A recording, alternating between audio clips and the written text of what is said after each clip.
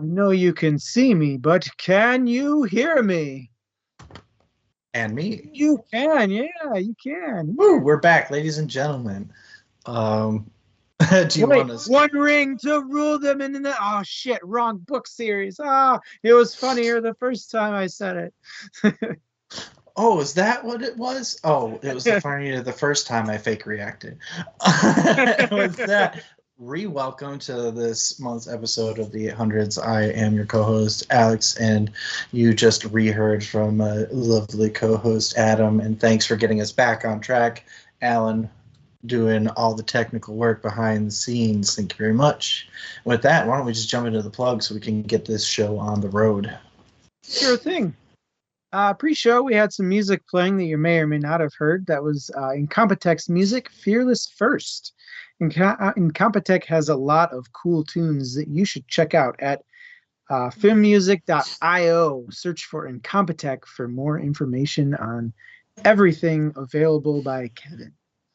Otherwise, if you'd like to know more about us, I suggest you check out our YouTube channel. We are the DM's Table on YouTube. The link is below your video here if you'd like to check it out. And of course, some monetary things. Patreon is the best way to support us on this show. Close runner-up, Etsy might be a better runner-up depending on your desires, but Etsy, we have a bunch of cool memorabilia and nerd stuff. You can check out what we have for sale at dmstable.com/Etsy. And we're the DM's Table on Patreon. $2 gets you the right to vote on what book we read next. If you'd like to know more about us, go ahead and check out our website, dmstable.com. There you can find cool links like dmstable.com/audible, which will get you a 1-month trial for Amazon's audiobook platform, Audible. I highly suggest it. It's the way I enjoy all of these books for the most part, and it's a great way to expand your experience with the written word. Otherwise, we have a couple of socials for you guys to check out. On Facebook, we're at The DM's Table, and on X, we are at DM's Table. If you'd like to stay in the loop, give us a follow over there, and you'll be the first to know about anything that we post. Otherwise, check out dmstable.com for more info. I think that's pretty much it for plugs. Just a heads up, and I apologize in advance for all the sneezing. Allergy season is upon us, but it's nothing compared to what they had to deal with in this book. And this month on the 800s, we are discussing our back-to-school book, A Deadly Education by Naomi Novik. You might recognize that name as she is an author we have read before. Anywho, the Scholomance is a centuries-old institution for high school-age wizards to hone their magical crafts along with their standard schoolwork.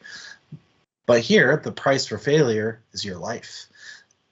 We follow Elle, who is a junior, and despite her magical gifts in a magical institution, she remains an outcast. Maybe because of her spiny demeanor, and maybe because she is prophesied to bring the death and destruction to all of the enclaves of the wizards of the world. When her life is saved at the beginning of the book by the school's hero Orion Lake, she tells him off because all she wants is to prove is that on her own she can earn a deadly education. Nice. Thank you. If this is you guys' first time joining us today on the show, let me give you a quick rundown of how we operate. This is a discussion show, which means we love to hear from chat and work with you guys to provide an entertaining show. So if you guys in chat have anything to add to the show in the form of a topic or a question or just a comment, feel free to throw it up in chat at any time. Alex and I will pick a question or topic from chat or from our own minds to currently discuss. While we're discussing it, feel free to throw your own thoughts into chat and we'll grab it and talk about it. That's pretty much it. We discuss the book back and forth for about an hour. And as a reminder, this is a show that is geared towards adults. We do cover adult situations, topics, language, themes, etc. So bring minors around at your own discretion. also, we're trying to build a fun and supportive community over at DM's Table where everybody can feel free to love, geek out about, out about, and just be passionate about whatever they love without any fears of judgment or reprisal of any kind. So in some, be nice or fuck off. One of these times you got to be all casual about it. Like, so like in some, just be nice, fuck off and do whatever you want, like just kind of glance over it and like, it's no big deal. Just, be nice, fuck off. Hey, I'll ask when I want notes, and thank you for that one. All right. Initial thoughts. It's time to start the discussions. It's time. All right. So my first thoughts of this are this book oozes teen angst, like from the very first sentence. Like I could like physically feel it. I mean, and it doesn't help that you get the like sullen kind of goth teen, like goth misunderstood teen, like is the main character, and that just permeates basically the whole of the beginning of the book. It was kind of interesting that like typically when you read books about like magical schools, you start out at the beginning of their time at the school, but we're already at the beginning of the third year in it, which was a bit unexpected, and I kind of enjoyed that because we get to it was a different way of getting to explore the school. We explore through past experience rather than current experience, so I found that a bit interesting, but something that I think became a little bit hindering in some way. It felt a little hindering in some ways because I wanted to learn about it through the current experience. So I had kind of mixed feelings at the beginning for this book, but the environment from the beginning was very compelling, which I enjoyed. How about you, Adam? Yeah, dripping with teen angst. And I gotta give Novik excellent credit on this. She really, really knew how to write and make you feel like, oh my God, like this girl needs to just shut up. It was incredibly well done and kept true to the tone that she wanted to present in the story. And that was very clear from the get-go. I thoroughly enjoy novels that can give you a sense of presence in an atmosphere, and Novik definitely nailed that from the gates. So I'll stop gushing about that, but just had to get that out. Well, I want to make that its own topic. We'll get there. And it looks like it hooked V.S. Drake as well. In like the school being brutal, like that's not something that we typically see. I think I've only read one other fantasy school type book where you kind of get that, and it's less the school is brutal and more the magical world is brutal. And that's The Magicians, which by Lev Grossman, which has a TV show as well. And I think she did a better job of nailing that like environment, because it felt like this is a thing that permeates the entire world for these people, which, like you said, it kind of puts you in that environment as well. And Z.S. Drake caught on to the goth angst right from the beginning as well. So like if she set a tone right from the beginning, and it rang true for everybody here, as far as I can see. All right, let's jump into tone. Writing style/tone. What'd you think? I think for what was trying to be accomplished, it was well done, but I also know myself as a person, and after a while it gets a little grating. Just because sometimes you get characters in books that you just want to shake them and be like, have depth, be something different. But that's the thing, is when you're like a junior in high school, you're trying to figure out what you are. And yes, everybody contains multitudes, but typically speaking, people are like they aren't just trying things, they're becoming something. And like her thing is angst and anger. And it felt a little one note sometimes, there, and it felt hard. Like it was a little hard to, I guess, empathize sometimes, because like you just want to be like, get out of your own way, but at the same time it's understandable considering the circumstances of her life. And I think for the most part, Novik did a good job of setting a tone, keeping with it without making it unreadable, but it was a little bit difficult sometimes, but maybe that was the point. How about you, Adam?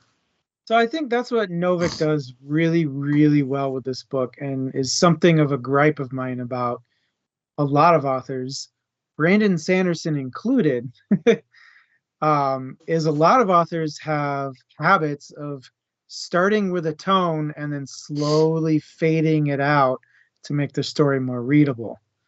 And it's like, you had a good thing there and it was enjoyable while you had it, and then it was easy to read the story, so I get why you did that. But like, the fact that Novik kept it through the entire book, where like, fuck man, Elle was like such a bratty teenager the entire book. Yeah. I will say, like, one of the things though that she did is not only keeping the tone, but she kept the tone without losing character development.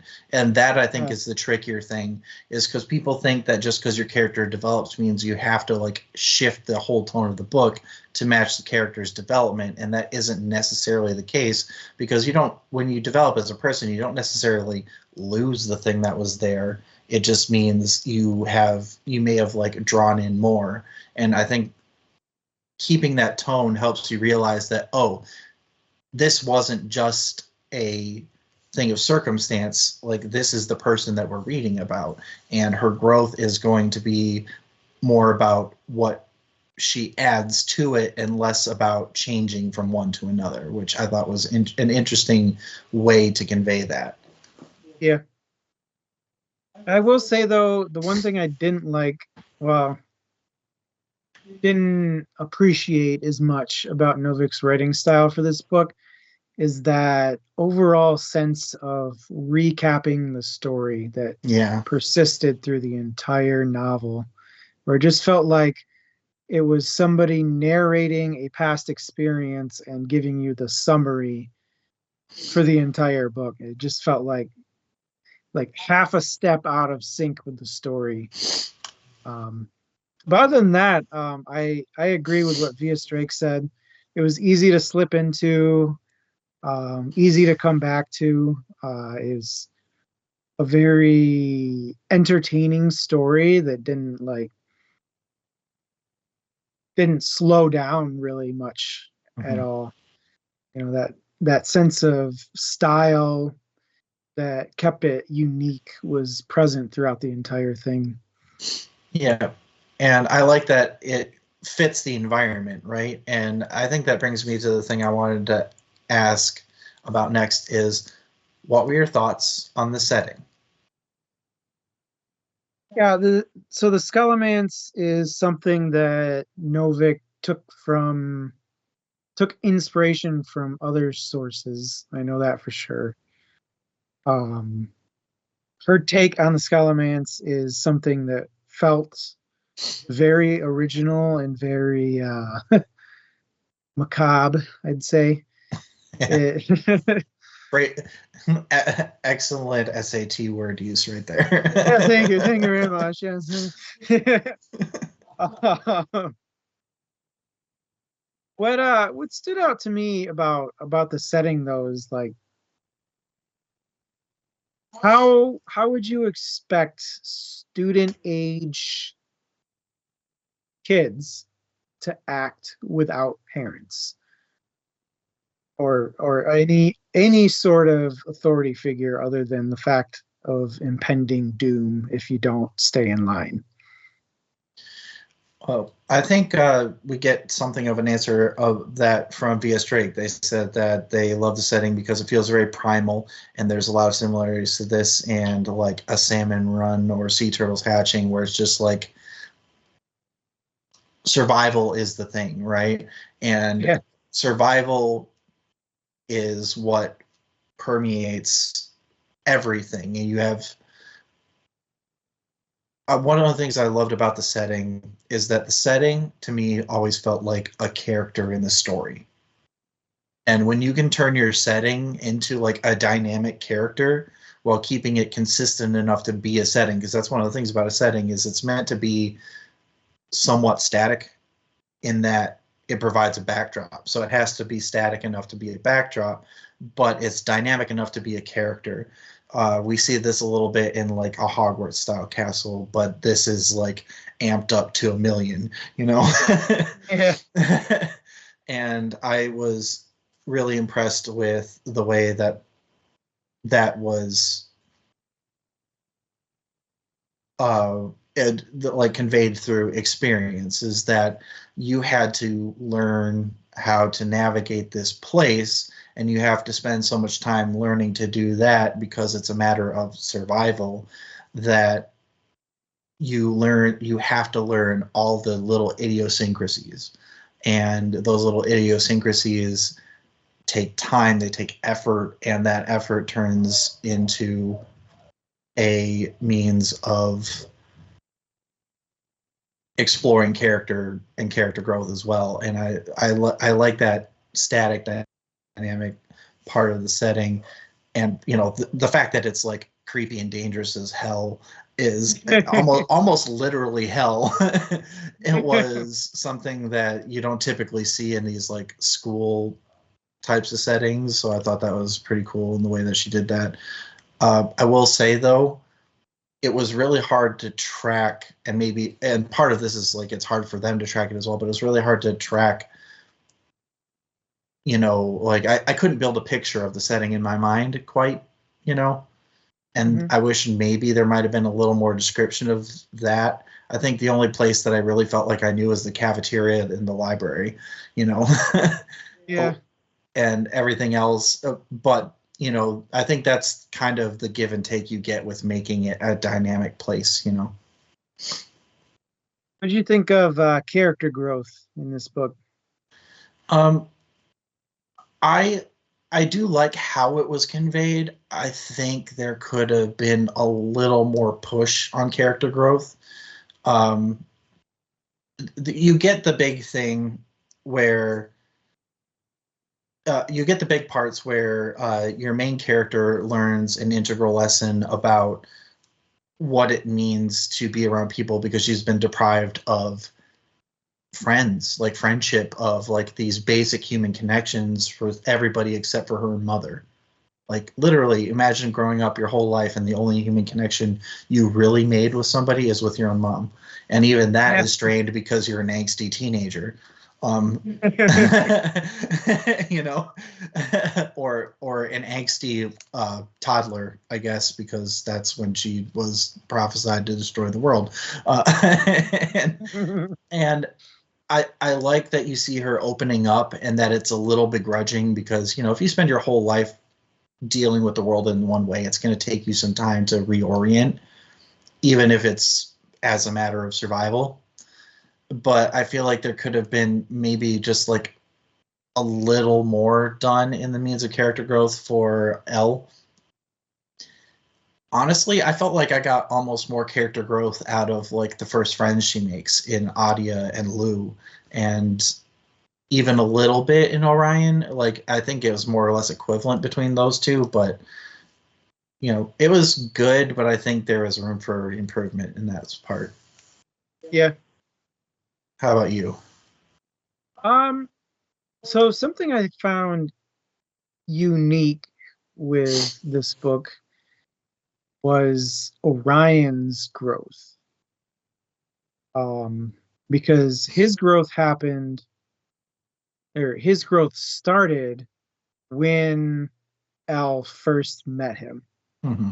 And you don't really get to see that he's growing until later when Al starts talking to the other New York Enclave kids, and they're like, he doesn't talk to anybody else. Nobody else has ever been his friend. He's never shown interest in anyone other than you. At which point you get that sense of like, oh, his journey has already started when he's introduced in the story. Mm-hmm. And it's kind of an interesting aspect to see like Al sees him as this static figure who is who he is, and that's it. But in reality, behind the scenes, stuff is happening. Mm-hmm. It's something that I expect to see more of in the future books. He started on his journey of social integration in this book, but he didn't quite make that leap into it. Other than Orion, though, Elle obviously shows growth in the way that she reacts to other people. She stops immediately assuming that anytime somebody talks to her, they're in it for some sort of thing for themselves. And I thought, that's it was a really good teen angsty thing for her to grow on. Yeah. And I always thought like Orion's growth was a vehicle for her own growth. It made her check her own biases when she was like a big thing she was angsty about was the fact that everybody made assumptions about her and never got a chance to get to know her. And he was somebody who he didn't let anybody get to know him, and people still made their assumptions anyway. And she realized, oh, you have to get to know people to get to know them because she'd been making her own assumptions. So I like that his growth was a vehicle for hers as well as like the protagonist.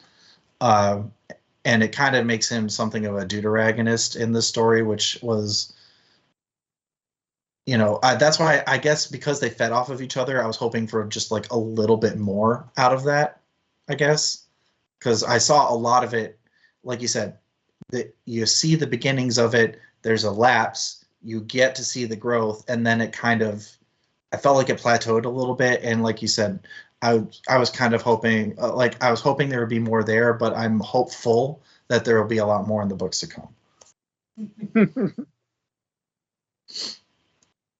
Or at least I was hopeful at that point. I've, spoiler alert, not really spoiler alert, but like I've read all of the series at this point, so I know what happens. But at this point, when I'd finished this book, that's where I was at. Yeah. Via Strike says, I thought it was interesting that they were two sides of the same coin. Excellent insight. Insight seems to be the word of the night here, Via Strike. But excellent insight there. We were, Alex and I were actually talking pre-show about the similarities between the two characters and how interesting it was that like Elle can pull mana almost without thought from humans, and Orion can pull mana and does pull mana from the monsters. Yeah, it's interesting that they are character foils for each other, but also literal magical foils as well. You get a very yin and yang sense from them, which is a pretty typical trope, but I've never seen it done in quite this way. Again, I think Stormreed is a bit right when they, for a while, at least in the beginning of the book, Orion is both hero and hitman a bit. And I felt like if you had started the growth a bit sooner, maybe you end up with a little bit more by the end of the book. But maybe we were supposed to be making the assumptions as well. Like I don't know how deliberate that was. It just felt I just wanted a bit more. That's just my only note, I guess. Yeah. Ooh, I actually really like what Stormy just brought up about They think that it's funny how popular the mother is and how feared Elle is. What did you think about that mother-daughter dynamic? Yeah, that's something that is hard to get a read on because obviously her mother isn't in the book. um, I think an important thing here is to remember that every single thing we know about Elle's mother is what Elle in story tells us about her mother. Mm-hmm. And Elle is somebody who very clearly very loves her mother. Like she holds her up on a pedestal, definitely. um, so I'd be curious to hear more from other students about what they know about her mother.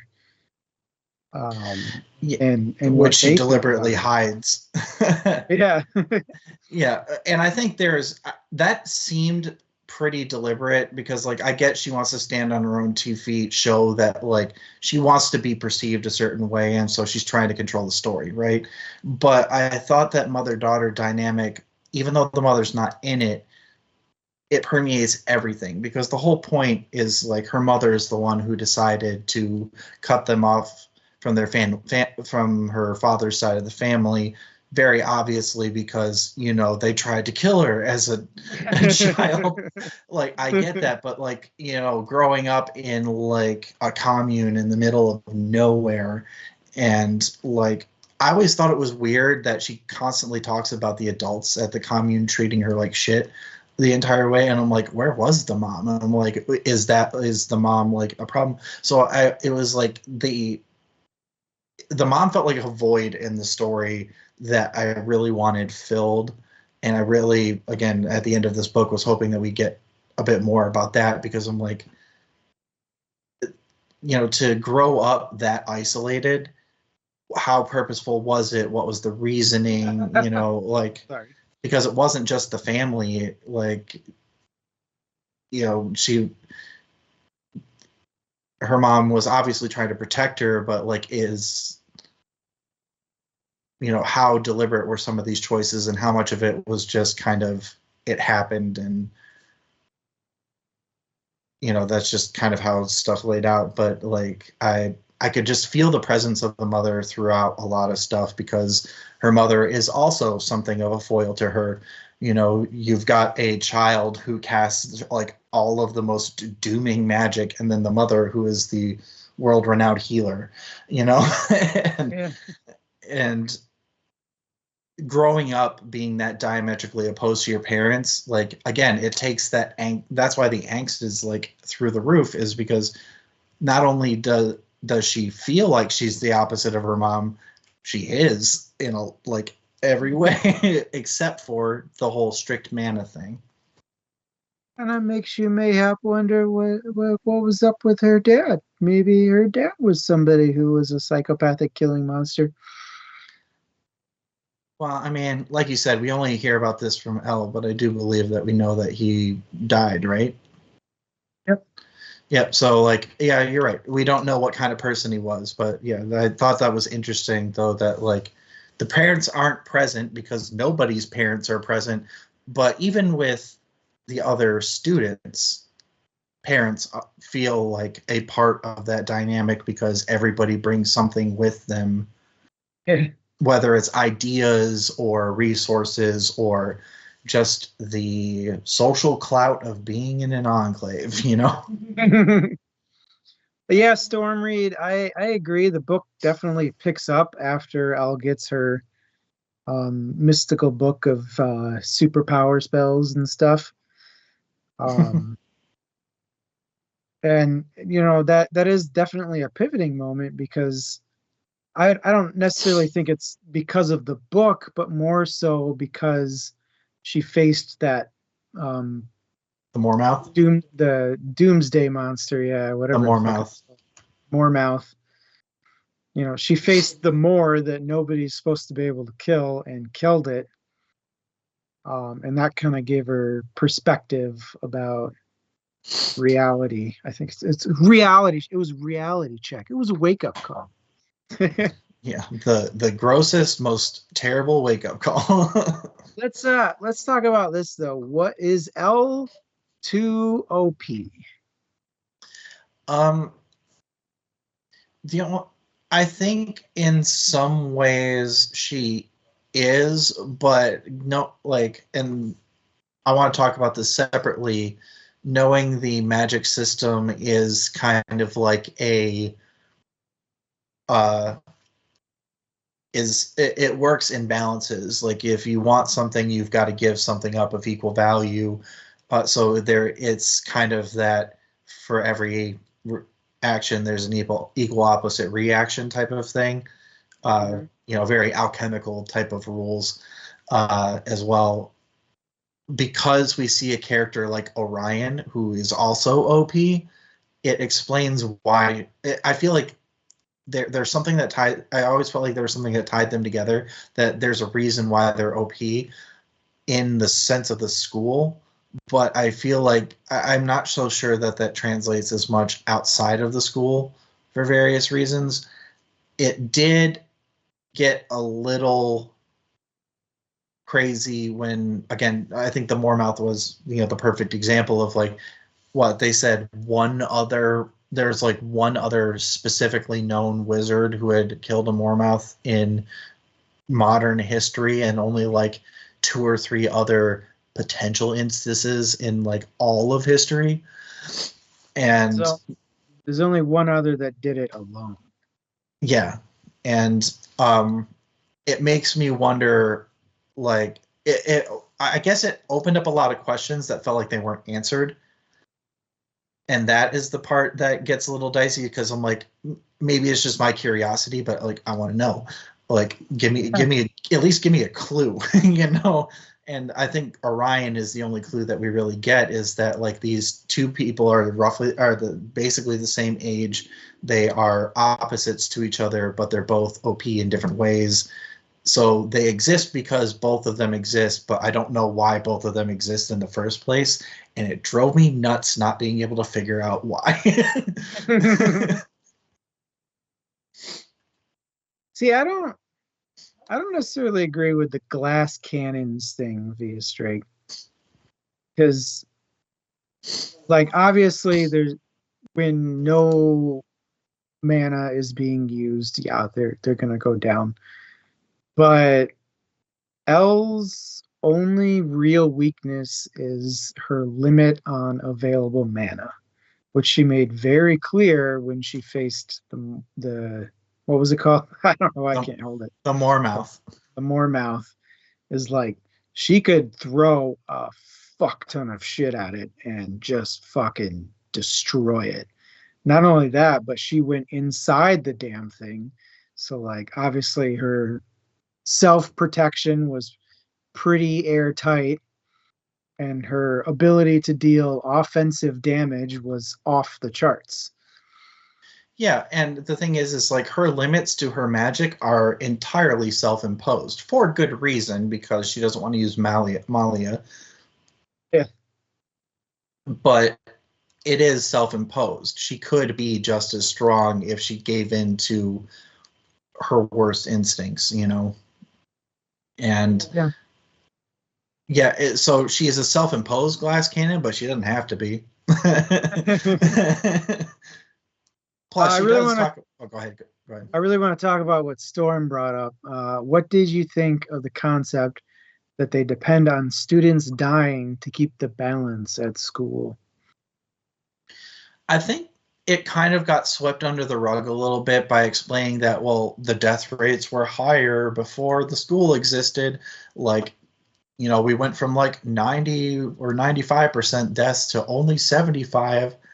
And like, it feels a bit icky, because it's like, well, yeah, it's a very utilitarian approach to the problem of the ends justify the means, because like this was the trolley problem: either do nothing and kill 90, or do something and only kill 75. But you're going to have to be the most ruthless, worst version of yourself for 4 years, and that is kind of a fucked up thing to do to kids. Like, and they are kids, and to teach them that way their entire lives, especially like the Enclave kids, that like this is the way you have to be, I think sets yourself up for a societal harm in this wizarding world that I don't think was quite it. Well, it was either calculated specifically to be that way, or this is a very bad unintended consequence. I understand it, don't like it, but I understand it. Yeah, I think um so obviously a lot of the book revolved around the balance aspect. Um I really liked that it was in keeping with the theme of the magic, that there had to be some sort of equal and opposite reaction to all. What I didn't like though is that, like, Orion's presence in there threw it out of whack because he was saving too many people, that the school was starving. It makes you just kind of wonder though, like, did they never even at the start of the school, did they not even try, like, to fucking save everybody? Yeah, I think in some ways they did, because like you hear from the very beginning that like the purpose of the school is to like keep safe all of the wise and magical children of the world, um, or something like that. Like it's in their like handbook or whatever, and it's a line that gets tossed out there, and I'm like, I'm not sure if that was just like a brochure type of like slogan or if it was like actually the purpose. But I think that brings up a bigger conversation about the magic system in general, and that's something I wanted to talk about. Was this Malia versus mana? Is how much easier Malia is compared to obtaining true mana? Yeah. Because like what makes one versus the other, where is the line, gets a little bit blurry for me, because like they make it seem like Malia bad, mana good, but it Mana Mana's internal, Malia's external. well, I think it was more mana is it's internal or something that is freely given. You know, like, and Malia is external or taken in like, and it feels like the school is constantly taking. So it makes me feel like the school is a bit villainous because of the way in which it procures mana, which means like, was it set up that way or was it corrupted along the way? Like, you know, it creates a mystery around the school, and honestly, that mystery is one of the big reasons why I jumped on book 2 immediately after finishing this one. See, I've always walked, not always, for the last week that I've read this book, I've had the impression that Elle had a biased opinion of how the school operates. That her opinion that the school is, out to get people and stuff is wrong. That it's not doing that. It's beneficial to them in every action, and she just can't see it. Yeah, and honestly, that like potential was one of the reasons why I felt like the school was a character. Is like we get to learn that this thing, like, is it like this thing that is doing its best to be altruistic and to do its job, or is it something that has been corrupted? And I'm with you. I always thought it was just like, I thought the school was very akin to Orion in that she had a specific view on it, so that's what it became. And we know that magic comes from intention, and so because that's what she saw, that's all it was to her, both magically and like in her internal view of the world. And I thought I was the only one who had that same thought about the school. It was like, it's not as bad as you think it is. It's just this is something it felt like a character that is fighting a losing battle to do what it is meant to do, which is save these kids. Yeah. I like the specific point that comes to mind is that library scene right before she faces the thing that I can never remember the name of. More mouth. Yeah, that. Orion runs ahead and Elle tries to chase after him, but the library intentionally stretches out to make it so that she can't get there. And the whole time she's like, the school has it out again. It doesn't want me to go save those kids. And I'm sitting there thinking, no, the school doesn't want you to go die. The school's trying to save your life. Yeah, because for whatever reason, it knows that you have a bigger purpose, which is pretty typical of a protagonist, is that they have the bigger purpose within the grand realm of the story, which is why I think she gets that book. I believe they're called like the Golden Sutras because they're in that gilded book or whatever. But like I thought that was like that I thought that was my moment. Like, oh, this thing was like, I'm not only going to save your life, but like I'm going to give you something that I wouldn't give anybody else, like that I've clearly been hiding because it is so important for me to like save your life from this thing. Yeah. This thing that nobody else could do anything about. Now, granted, she's the one who can actually do something about it, but like I don't know how much the school knows about that. Its level of omniscience is a mystery, but yeah, I had that same feeling. I'd say the school would not believe that any one student could take out a Moormouth. Yeah, that was my thought as well. V.S. Drake says that they think the school stays around because the privileged make it out most of the time, and less privileged people need the school for a chance for their kids to survive. I agree. That feels like what the intent ultimately was the privileged people built it so that their kids would have a better chance, and if other people who are of high value made it through, more is the better. Yeah. But I think the school actually might, like, I had thought that the school might actually be more in line with the principle of like saving the kids than its creators might have been, or at least the people who took over from whoever created it. I think that's the important thing to remember here is the original creators aren't the ones that let the non-enclave students in. It's when the control of the school passed to the Americans is when non-enclave students were let in. Yeah, I agree. Actually, I really like this bit that Stormlight says is fix a chair and it's yours forever. The school likes it when you take care of it, right?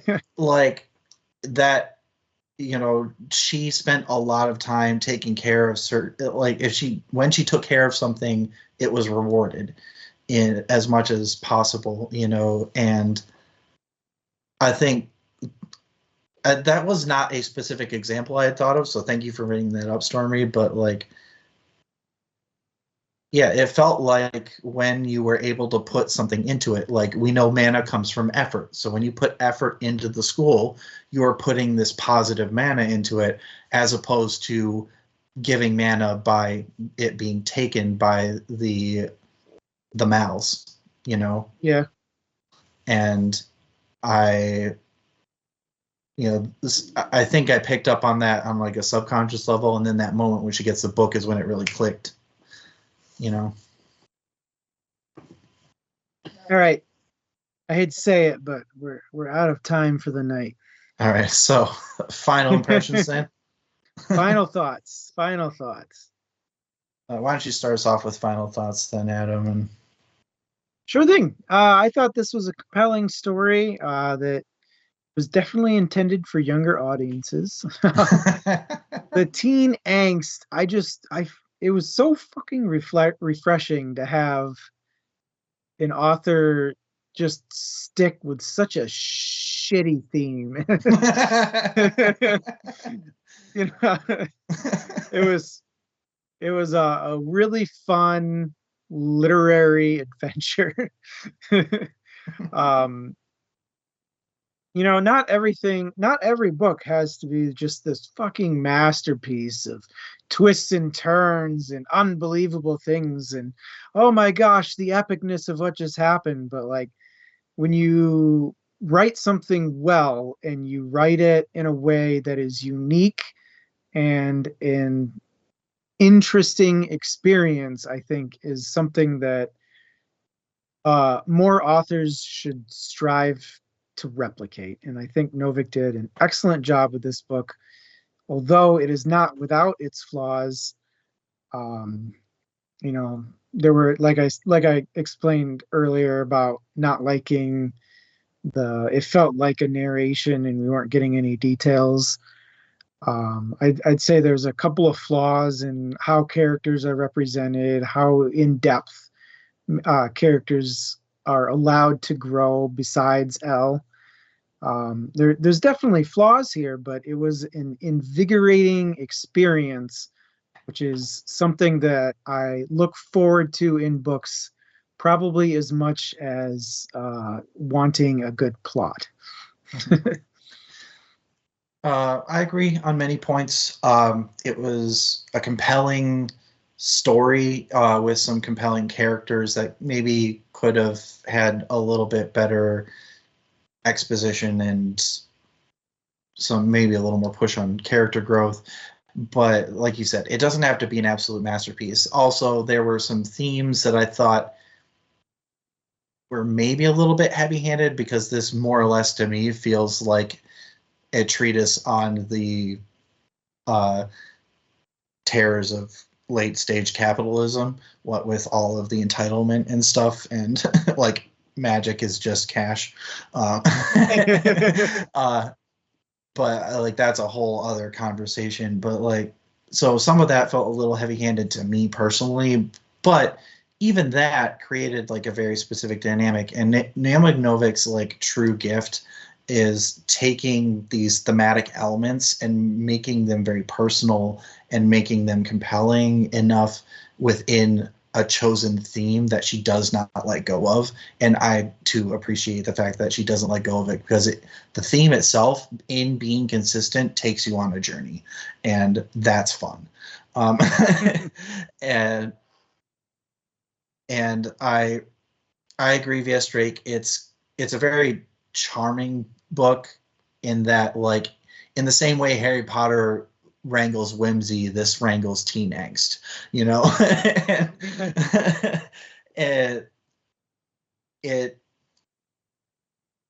was compelling enough with a magic system and a world building and setting that like I said, I was latched on and I wanted to know more.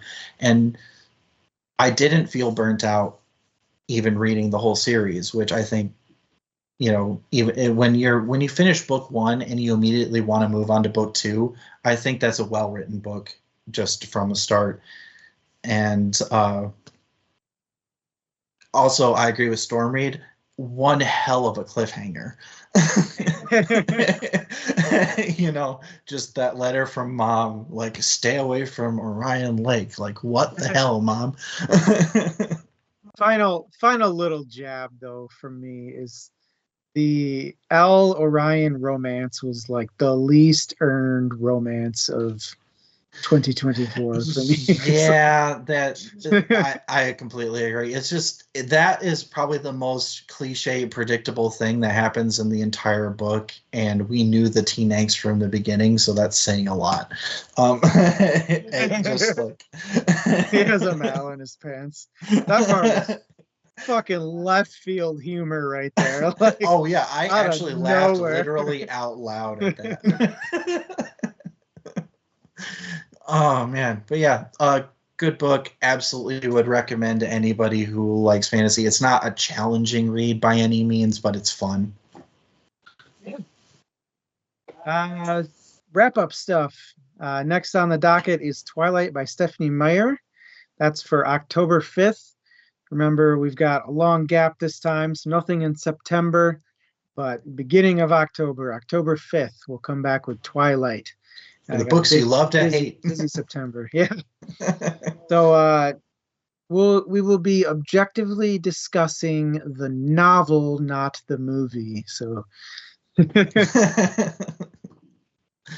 yeah. Yep.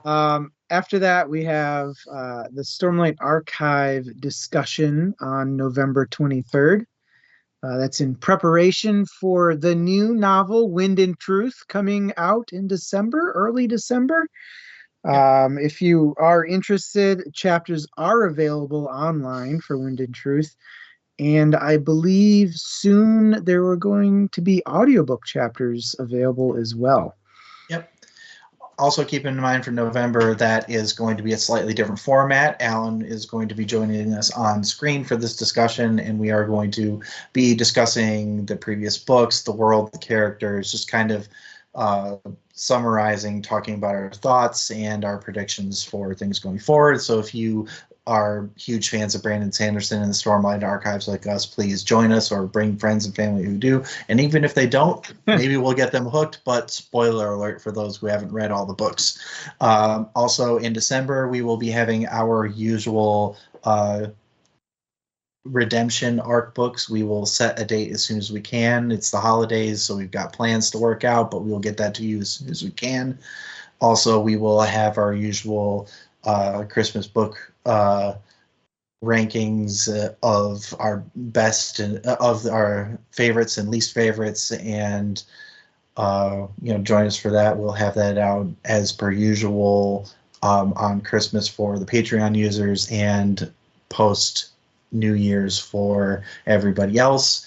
And then we head into the New Year's with our next theme, which I'll save for our next stream. Okay. Otherwise, I think that's pretty much all we have to talk about today. There's no new book reveal today because we're doing the Stormlight chat instead of a new book. It gives you guys the chance to catch up on your Stormlight reads. So we'll be discussing overall Stormlight discussion. So anything from the Way of Kings, Words of Radiance, Oathbringer, and Rhythm of War. Free game, potentially mentioning some ebook material from Edge Dancer and what's the other one called? The other one. So anything Stormlight is free game. If you haven't read all of the Stormlight books, be aware that there may be spoilers, so read them before November. Yeah, all 7,000 pages of them. Yeah, something like that. Also, very quick side piece thing. Obviously, I read the rest of this Scholomance series. I also reread the Silmarillion and the Lost books. And I started in on what was my latest one? I'm literally one chapter into it. It was one of the extra books that Brandon Sanderson put out. Edge Dancer one. That's the one. Yeah. So it's been a big month for me. Yeah, no kidding. I continued on my Wheel of Time journey. I've devoured book 3 now. I am almost done with book 2 in the Scholomance series. Gosh, I think that's all. It's a little light for me, but yeah, it's summer. It can get busy. I just got busy reading. That's all. All right. Game well, of thank Thrones you, Storm. That's very cool. Those are some good books. I have read them all. Except the one that will They're never good. be published. Except that one he won't ever finish. Yeah. All right. Well, thank you everybody for joining us. This was a fun one. We're looking forward to seeing you after a slightly extended break to read the books we love to hate. Uh, and I'm also excited for the Fireside Chat coming up in November. So thanks again, and we'll see you next book. See you guys. Thanks for joining us.